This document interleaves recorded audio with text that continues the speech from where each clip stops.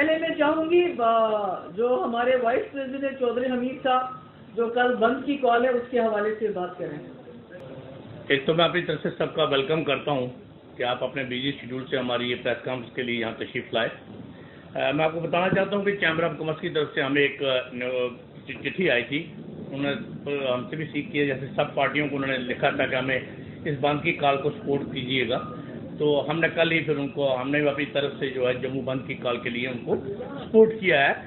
Particular जिस मसले के लिए उन्होंने हमसे मांगा था सपोर्ट, हमने उसको सपोर्ट किया। पीडीपी ने भी, जम्मू प्रोविंस की पीडीपी ने उनको सपोर्ट किया कल की बंद कॉल के लिए। बंद कर दिया जैमर ने। तो आज हम आपसे जम्मू के बारे में, खासकर जम्मू प्रोविंस के बारे में मैं बात करना चाहती हूँ। जैसा कि आप जानते हैं कि जम्मू कश्मीर लद्दाख एक ऐसी स्टेट जिसको उस वक्त के महाराजा ने जब मुल्क के हवाले किया तो ये एक स्टेट कॉन्टिनेंट के बराबर थी। आप देखेंगे दुनिया में कई ऐसे मुल्क हैं जो हमारे एक रीजन के बराबर भी नहीं है, और हमारी स्टेट उस वक्त जिस वक्त हमने इस मुल्क के साथ हाथ मिलाया तो पूरा एक समझ लीजिए कॉन्टिनेंट के बराबर रही है। और उस वक्त के जो डोगरा महाराजा थे उन्होंने इस मुल्क को नॉर्दर्न बॉर्डर दिया। तब तक नॉर्दर्न बॉर्डर नहीं था हमारी कंट्री के पास, पूरा एक नॉर्दर्न बॉर्डर दिया। मगर बदकिस्मती अब ये है कि हमारी जो स्टेट है जम्मू कश्मीर लद्दाख, उसको डाउनग्रेड करके उसके टुकड़े कर दिए गए। जम्मू को, कश्मीर को, लद्दाख को बिल्कुल अलग अलग डाल दिया। और जम्मू, खासकर जम्मू जो which has been a melting pot, अलग अलग मजहब, अलग अलग जो एथनिसिटीज हैं, कल्चर्स हैं, उसका गहवारा रहा है जम्मू। और अपनी अपनी आइडेंटिटीज मेंटेन, क्योंकि मैंने देखा कि जब आप जम्मू में कहीं भी गुजरते हो कोई मार्केट से, तो आपको जम्मू एक वाहिद जगह है पूरे मुल्क के अंदर जहाँ आपको हिंदू मिलेगा, मुसलमान मिलेगा, सिख मिलेगा, ईसाई मिलेगा, गोजर, बकरवाल, पहाड़ी, ये कहीं नज़ारा नहीं मिलेगा। पहले होता था कश्मीर में, मगर अब नहीं है, सिर्फ जम्मू में मिलता है। और कहीं ना कहीं इसको अटैक करने की कोशिश की जा रही है। अभी अगर जम्मू के लोग कश्मीर के साथ मिल के एक आवाज में बात नहीं करेंगे तो खतरा ये है कि मिट जाएंगे, हम बिल्कुल मिट जाएंगे, हमारे पास कुछ नहीं रहेगा। तो आज मैं पिछले 2-4 दिन से जम्मू में भी हूँ। इससे पहले मैंने राजौरी, पुंछ वगैरह का दौरा किया और मैंने देखा कि सबसे बड़ी जो प्रॉब्लम इस वक्त फेस कर रही है वो अनएम्प्लॉयमेंट की है। और आपको भी शायद मालूम होगा कि जो लेटेस्ट सर्वे आया है, जैसे कहते थे 370 बहुत बड़ी रुकावट है, 370 खत्म होगा तो यहाँ दूध की नदियाँ बहेंगी, लोगों को यहाँ इतनी इन्वेस्टमेंट होगी कि बेरोजगारी खत्म हो जाएगी। मगर आपको ये जान के ताज्जुब होगा कि इस वक्त पूरे मुल्क में सबसे ज्यादा जो अनएम्प्लॉयमेंट रेट है वो जम्मू कश्मीर में है। दैट इज ऑलमोस्ट 18%, यानी 2 डिजिट्स में हमारी अनएम्प्लॉयमेंट चली गई है। इसी तरह जो काम थे तरक्की के, जो यहाँ इंडस्ट्री पहले होती थी, तो उसमें स्टेट गवर्नमेंट का ये होता था कि जो यहाँ के लोग हैं उनकी तादाद बाहर के लोगों से ज्यादा हो। मगर आज कोई पूछने वाला नहीं। अगर छोटी थोड़ी बहुत सब्सिडी के लिए जो लोग इंडस्ट्री लगाते भी हैं तो वो बाहर से ज्यादा लोगों को लाते हैं और यहाँ के नौजवानों को नहीं रखते हैं।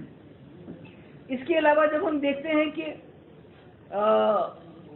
तरक्की कहाँ हो रही है, क्योंकि बहुत, अभी देखिए 70 मिनिस्टर रिबन काटने के लिए, तो किसका रिबन काटते हैं? मुझे तो या तो वो पुरानी, मेरे ख्याल में कोई डॉक्टर मनमोहन सिंह या ये जो है वाजपेयी जी के टाइम का कोई काम होगा। बाकी तो जितने भी हमने काम शुरू किए थे पीडीपी बीजेपी अलायंस में, वो सब रुके पड़े हैं। चाहे वो मिनी सेक्रेटरीज हो, चाहे वो रोड्स हो, चाहे वो कोई दूसरा काम हो। और जो काम हमने सीआरएफ के अंडर उठाए थे, जिसके लिए हजारों करोड़ रुपए आया था, जिसकी टेंडरिंग हुई है, उनको भी बंद कर दिया है, उनको भी बंद कर दिया है। और उल्टा जो कहीं पर नए काम भी शुरू करने थे वो भी नहीं हो रहा है, क्योंकि रूरल डेवलपमेंट के, मैंने सुना जो रूरल डेवलपमेंट है उसने भी कोई प्राइवेट कंपनी हायर की अपने लिए, हालांकि हमारा इंफॉर्मेशन डिपार्टमेंट है उसको यूज नहीं कर रहे हैं, कोई प्राइवेट कंपनी, यानी कि जो जम्मू कश्मीर को बार बार कहा जाता था कि ये 370 की वजह से पिछड़ी हुई है, लगता है जो पिछले 2 साल में यहाँ हो रहा है कश्मीर में, तो लोगों को सिक्योरिटी के नाम पे डराया धमकाया जाता है, खामोश किया जाता है, मगर जम्मू की इकोनॉमी को चोक किया जा रहा है, पूरी तरह से चोक किया जा रहा है।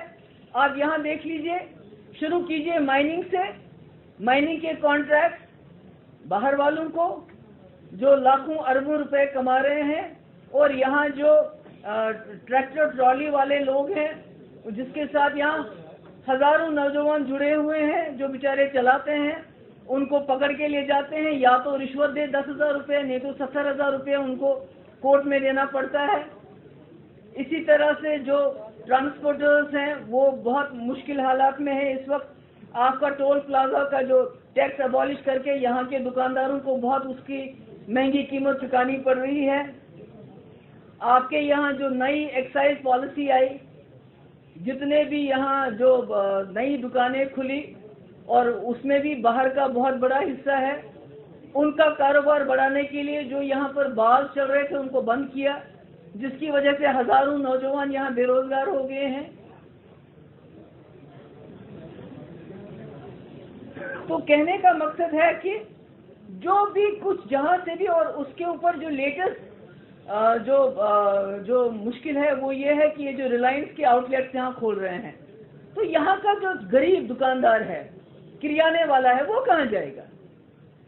और बारीदार हैं जो हमारे वैष्णो देवी माता के, उनको प्राइम मिनिस्टर ने उस वक्त अपना वादा किया था कि मैं आपकी जो है मुश्किल सुलझाऊंगा, नहीं सुलझाया ना। इकोनॉमी जम्मू की हर तरह से बिल्कुल ठप कर दी गई है, यहाँ के लोग जो हैं बहुत मुश्किलात में हैं, और जो बड़े बड़े प्रोजेक्ट हैं उनकी पैकेजिंग, उनकी टेंडरिंग ऐसी होती है कि यहाँ का ठेकेदार कम्पीट नहीं कर पाता है, वो ठेके भी बाहर के लोगों के पास हैं, और जब उनका दिल करता है तो यहाँ सबलेट करते हैं।